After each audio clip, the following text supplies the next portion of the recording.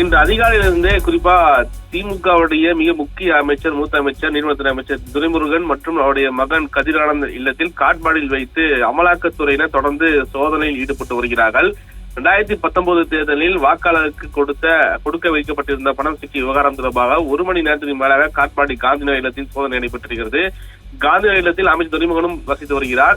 CRPF வீரர்கள் பாதுகாப்புடன் அமலாக்கத்துறை சோதனை என்பது தொடர்ந்து நடைபெற்றது. அந்த பகுதியில் திமுக பிரமுகர் குறிப்பாக நிர்வாகி சீனிவாசன் என்பவர் வீட்டிலும் சோதனை நடைபெற்றது பார்க்க முடிகிறது. இருந்த போதிலும் கூட சென்னை தலைமைச் செயலரை பொறுத்தவரைக்கும் நுழைவாயிலில் வரக்கூடிய வாகனங்களை முழுமையாக சோதனை ஈட்டப்படுவதுதான் காவல்துறையினர் உள்ளே அனுமதிக்கிறார்கள். மேலும் அடையாள அட்டை உள்ள நபர்களுக்கு மட்டுமே உள்ளே அனுமதி வழங்கப்படுகிறது. ஏனென்றால் தொடர்ந்து இதே போல கடந்த முறை அமலாக்கத்துறை சோதனை என்பது அமைச்சர் செந்தில் பாலாஜி அவர்கள் கைதுக்கு முன்பாக சோதனை நடைபெற்றது. திடீரென்று உள்ளே வந்த அமலாக்கத்துறையினர் சோதனை ஈடுபட்டார்கள். அது பெரும் பரபரப்பை ஏற்படுத்தியது. எதிர்கட்சியில் கூட விமர்சனம் செய்திருந்தார்கள். அதாவது அதிமுக ஆட்சி காலத்தில் சிபிஐ உள்ளே வந்தது எப்படி பரவலாக பேசப்பட்டது, திமுக ஆட்சி காலத்தில் இதே போல அமலாக்கத்துறை தலைமைச் செயலர் வந்திருப்பது அது குறிப்பாக தமிழ்நாட்டுக்கே பெரிய ஒரு களங்கம் என்ற அடிப்படையில் விமர்சனம் பார்க்க முடியுது. இருந்த போதிலும் கூட அந்த அடிப்படை அதற்கு பின்பாக தமிழகத்திலும் குறிப்பாக முக்கிய அமைச்சர்கள் அல்லது நிர்வாகி வீட்டில் நடக்கக்கூடிய இது போன்ற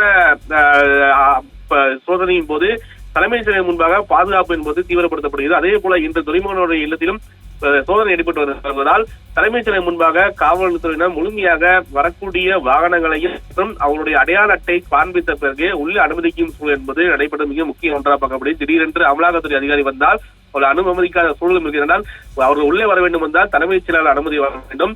அதற்கு பிறகு முதல்வர் உத்தரவு வாங்க வேண்டும் என்பது மிக முக்கிய ஒன்றாக இருக்குது. அந்த அடிப்படையில் பார்க்கும்போது திடீரென்று உள்ள வராமல் இருப்பதற்கான அனைத்து ஏற்பாடும் ஒருபுறம் இருந்தாலும் கூட காவல்துறை முழுமையை சோதித்த பிறகு உள்ளே அனுமதிக்கக்கூடிய சூழல் நடைபெற்றது. அந்த அடிப்படையில் உள்ளே வரக்கூடிய பணியாளராக இருக்கட்டும் மற்றும் வரக்கூடிய வாகனங்களாக இருக்கட்டும், அது அரசு வாகனங்களா அல்லது மத்திய அரசு வாகனங்களா அல்லது இங்க பணிபுரிகிறார்கள் உள்ளிட்டவை குறித்து அதை விசாரிக்கிறார்கள். மேலும் அடையாள அட்டை காண்பித்த பிறகு உள்ள அனுமதிக்கக்கூடிய சூழல் என்பது நடைபெற்றிருக்கிறது. தற்சமயம் தொடர்ந்து சோதனையானது நடைபெற்றிருக்கிறது.